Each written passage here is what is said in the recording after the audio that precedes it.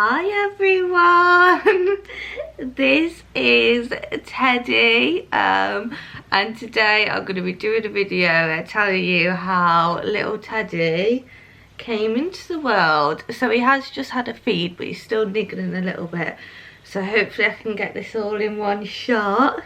Hey mister. But if I need to go feed him, I'll just pause it and then carry on. But I really wanted to do my birth story today. So Teddy is 8 days old today, so a week and 1 day. A week and 1 day you've been in the world. And I haven't even had time to like talk to my best friend properly or anything, so like she's like waiting for this video to find out everything about my birth, and I know loads of other people are, so let's just get into it. So my pregnancy itself definitely wasn't a smooth pregnancy. So I found out I was pregnant and then it was about 2 weeks later we went into lockdown. And throughout the pregnancy I had so many complications, personal and health wise and all of that. I ended up getting gestational diabetes. I had something called cholestasis, which means there was something leaking from like my liver that I had to go on medication for. I had a few bleeds, so I was always in and out of pregnancy assessment unit. And just loads of other things, like, oh, I had HG, so I was like really awfully sick the whole time, especially the first 7 months. Like it was up to 10 times a day. I couldn't even hold down water. I just felt so rubbish. Like I've never felt that exhausted and that just awful for that long, that many months. And yeah, but it was so worth it. But saying that, with the pregnancy being so crazy, I knew the birth, I mean, it's not a surprise that the birth went the way it did. So I was actually meant to have a C-section. I had a previous C-section with my first. With Romeo, he was breech, so they booked in a C-section. I didn't have any labour, so they booked me in at 39 weeks. I didn't have contractions, I didn't have my waters break, I didn't have any of that, so I'd never actually been in labour before. So with the gestational diabetes and everything, decided it was just better to go for a C-section again, even though it had been a 7-year gap from Romeo. So like my C-section was really well healed. If you do want to go down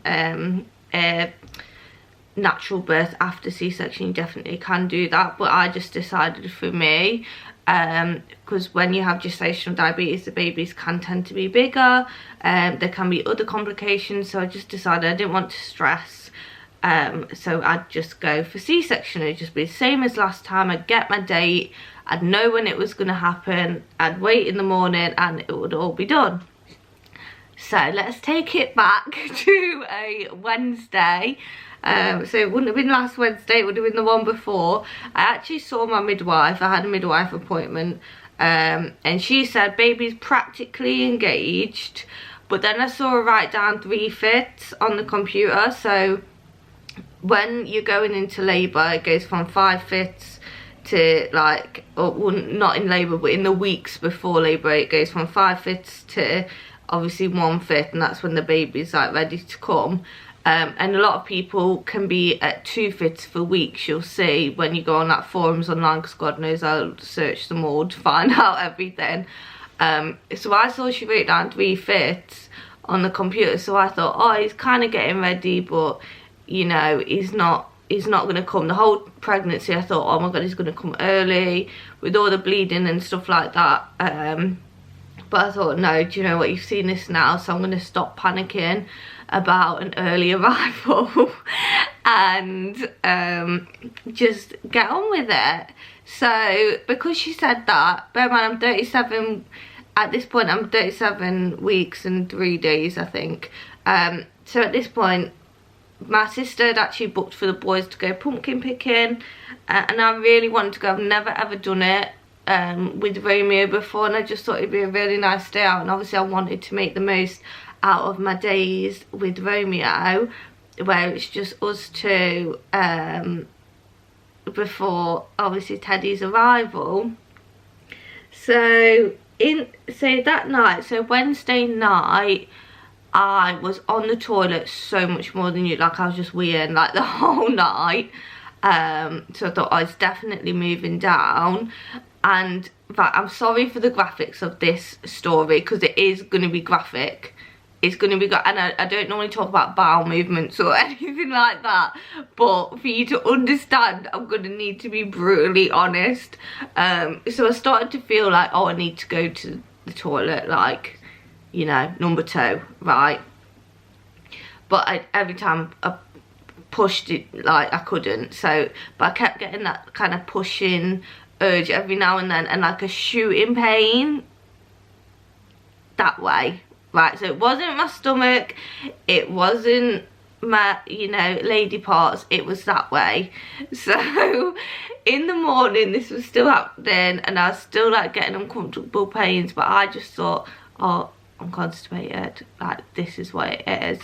But I was googling early labour signs just to be sure. In fact, I was meant to get my phone, I'm not going to grab it now.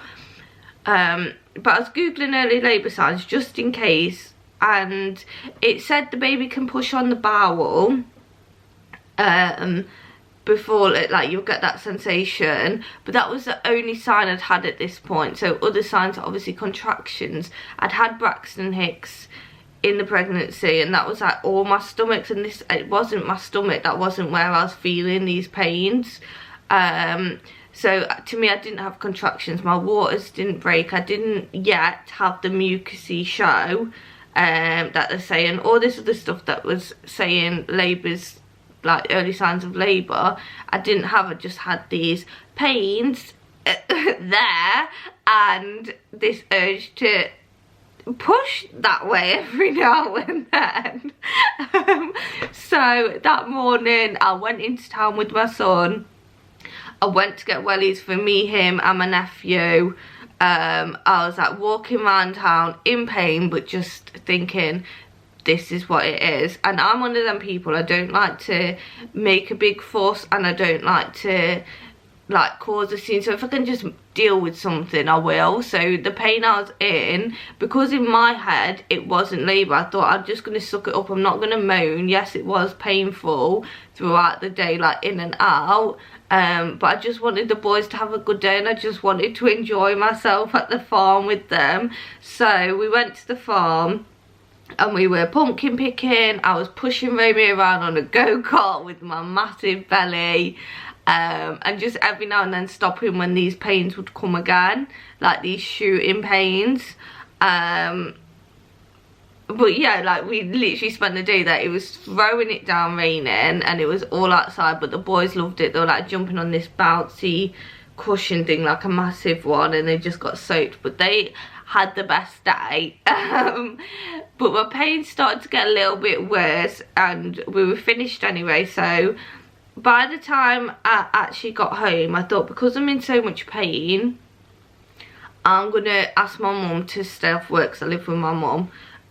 So I was like, and again, I didn't think I was going into labour. I thought maybe this is a sign it's coming in a few days, because maybe baby's pressing on my bowel, but in no way did I think I'd been in labour all day.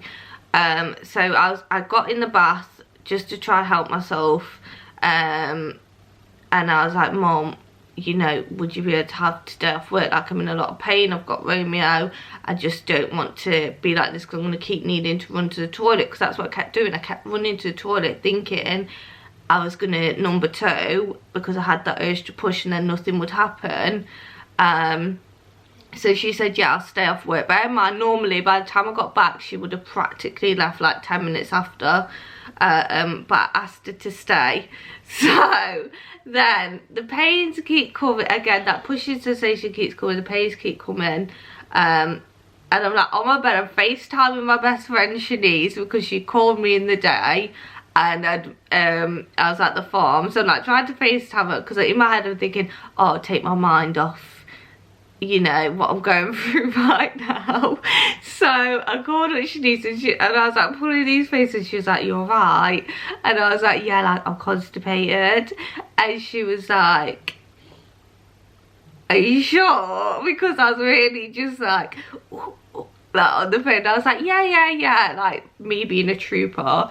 Bear in mind, you know, you've watched One Born Every Minute. You know when the ladies are dilating, they're screaming, they're asking for their pain meds, they're, you know, sucking on the gas in there, they're getting the epidurals, because it, obviously when you're dilating it is really painful. But me being me, I didn't want to cause a scene. I didn't know that's what was happening. I was just dealing with the pain.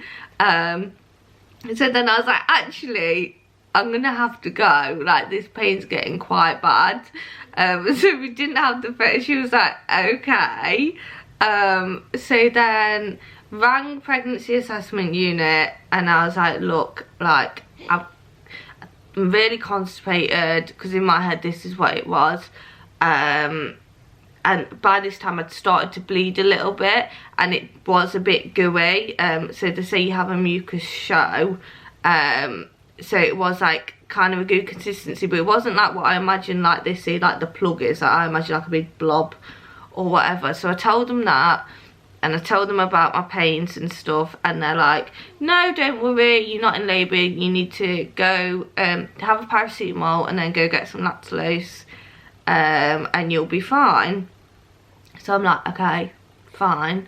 So I put the phone down, and then my pains get even worse. So then my mum rings them, and my mum, I mean, she's not here to play like with people. Like she was literally arguing with them on the phone, like my daughter needs to come in. And obviously I don't like to be a nuisance or anything, so I'm like, Mum, stop, like it's fine, I'll deal with it.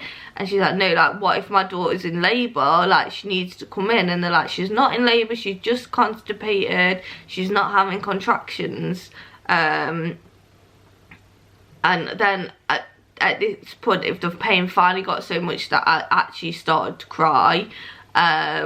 So I was like, so the midwife had asked my mum to put me on the phone, because she was like, Charlotte, just talk to me. I'm trying to figure out why, you know, everyone's getting so stressed.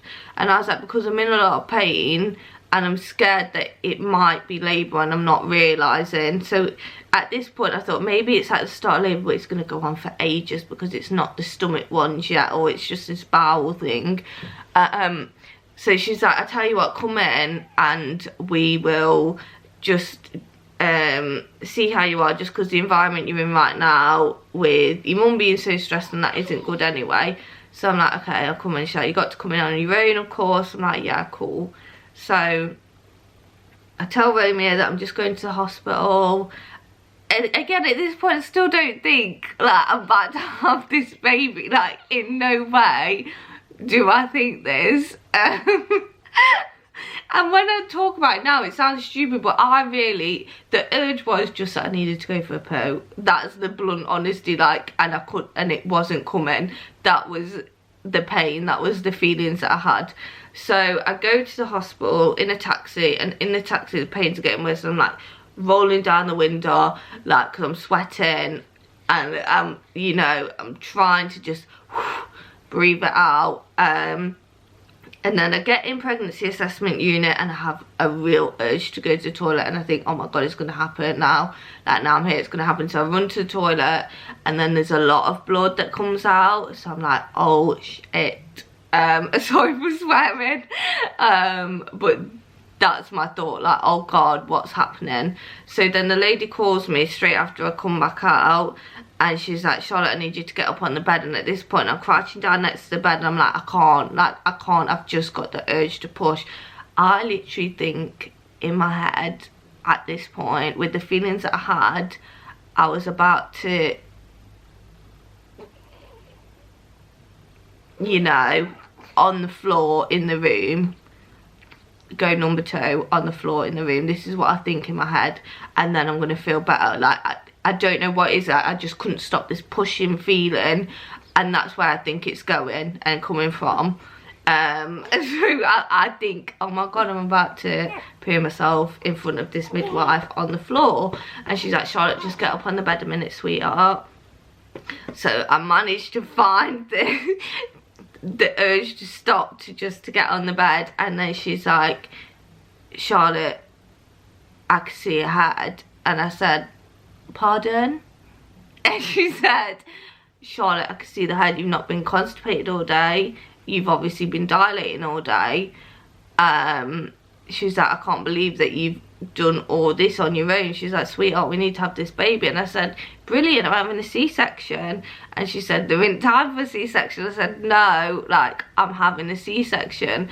In my head, because I'd been having a C-section, I hadn't mentally prepared for a natural birth. So the thought of it, like, you know, when you're so certain that it's not going to happen, I was just like, no, like, C-section's what's planned. And she said, there's no time. And I said, what about pain relief? What about an epidural? And she said, Charlotte, I literally we don't have time. We need to get, like, this baby's coming now.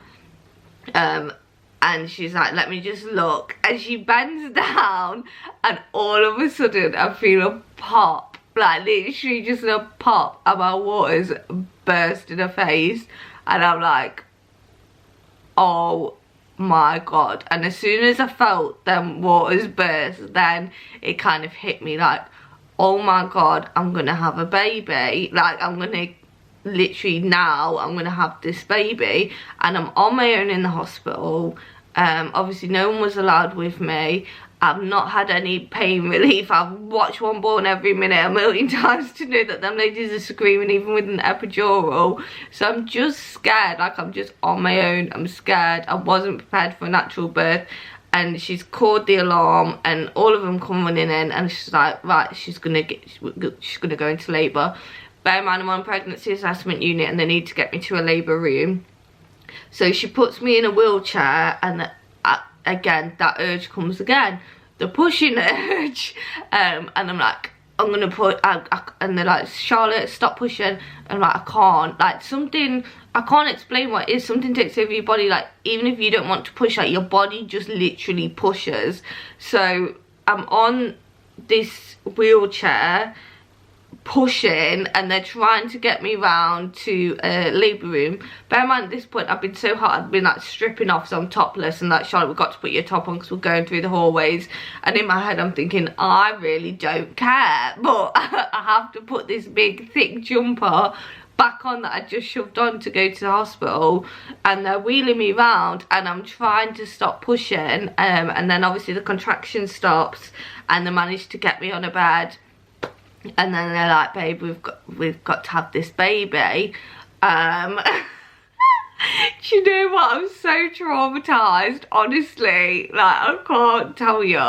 So then they're like, next one, you need to stop pushing. So I'm trying to push, and I'm realising, oh, this pushing feeling. Now I know when they say push down into your bum, I thought they just said that, but it's because that's what the feeling is, that you're pushing out a poo. That's what my feeling was anyway. It didn't feel like it was going to come out of my vagina. It felt like it was a poo that was going to come out. So they're like, you know, you really need to push. So I pushed, and then I had about, I wasn't even pushing for that many contractions. I only had 4. And then she was like, Charlotte, it's like, I was like, obviously it was really painful. And she was like, it's gonna burn. And then all of a sudden I felt this really strong, intense burn. I felt the head come out, and then the body just kind of, his body just kind of came out like after.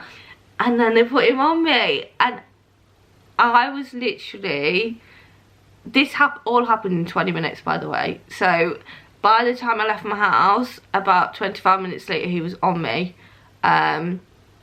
So you can imagine that I left my house thinking they were going to help me with my constipation, and 25 minutes later I've got my baby on my chest, like, and I'm on my own in a hospital, like, no birth partner, nothing.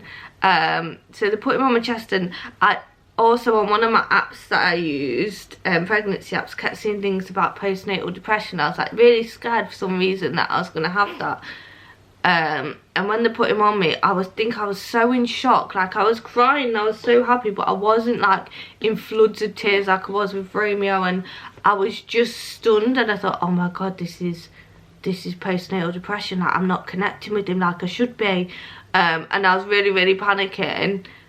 But it was just, I was in utter shock, like literally in complete shock, because I just didn't think it was, that morning I did not think I was going to have him that afternoon. So he was born at 11 minutes past 5, and I did not think that was going to happen. So then my mum got to hospital, so I forgot to say, whilst they were wheeling me in the wheelchair, quickly ran my mum, who's supposed to be my birth father. I was like, Mum, I'm having the baby now, it's coming now. And she was like, what? Because obviously she'd been arguing with the midwife, saying that she thought I was in labour. The midwife was telling her I wasn't, and she knows that I'd gone to the hospital on my own. So my mum was fuming at this point, fair enough. So then my mum comes at about 5 minutes after I'd had him, 10 minutes after I'd had him, and she looks at him and she's like in shock, and she's so happy and all of that. And I'm like, Mum, I'm not crying like I should do. Like, I don't think I'm connected with him. Like, why am I not crying like I should do? But I was still so happy, but because I wasn't like, I was still just couldn't get over it. And then obviously I started breastfeeding him, and I was just like talking to my mum, and I think, and they got my placenta out. Oh, that didn't look nice. Oh, and I cut my own cord. They asked me if I wanted to cut the cord, and I cut my own cord. But man, I hate blood and stuff like that, so that was yeah, an experience. So I'd cut my own cord, and then they got the placenta out, and this is where my mum, I think my mum was there when they were doing that, because she said, I don't want you to do anything. She was just like pushing on my stomach and like pulling all of that. And then I'd had a tear, not on the outside, on the inside, so I was having some stitches, and oh my god, like they'd injected me to numb it, but then they started stitching straight away, and the pain of that, like, no one should come with a needle and thread to your private parts. Like, it's not gonna feel nice, and it didn't. And I just got through that burning pain of pushing a baby out of, you know, my lady garden. So yeah, so then they were stitching me, but I was still in shock. And I think it was only when they'd completely finished what they were doing with me that I was like, oh my god, this is my son, like this is my second baby. Oh my god, why am I getting emotional? I did not expect that. But I was like, oh my god, this is my baby that I've wanted for so long, and that I've waited for in this pregnancy, throughout all the stress of it. And it wasn't a fairy tale pregnancy in the end, that I had, and that I'd finally had him. And he's just so perfect. I can't believe I'm getting upset. I really didn't think this would happen. Thought this would be a funny video. But yeah, and then he was here. And he has the most adorable, like, blonde birthmark. So he'll always have that patch, and he's just honestly the best thing in the world. I'd want another baby. I don't know why it stopped recording then. Is it recording now? Yeah. Maybe the video went on too long. But yeah, he's honestly the best thing in the world, and I'm so happy. And yeah, I really hope you guys enjoyed this video. I hope you can picture how crazy it actually was. Obviously, hopefully I'll be doing a lot more videos of content with Teddy and mum life and all that stuff. You'll see I've already put up some Christmas things in my house because me and Romeo wanted to make it Christmassy. But yeah, I really hope you enjoyed this video, guys. Please give it a thumbs up, leave a comment below, let me know about your labour stories, and please subscribe. Like I said, I know I'm not the most regular poster, but I am working on that because I do really want to do this. I'm just not going to stress myself out to get a video up every certain day of the week, but I will be posting a lot more. So thanks for watching, guys, and I hope you have a great morning, afternoon or night time, depending when you're watching this. Say bye. He's still asleep. Bye.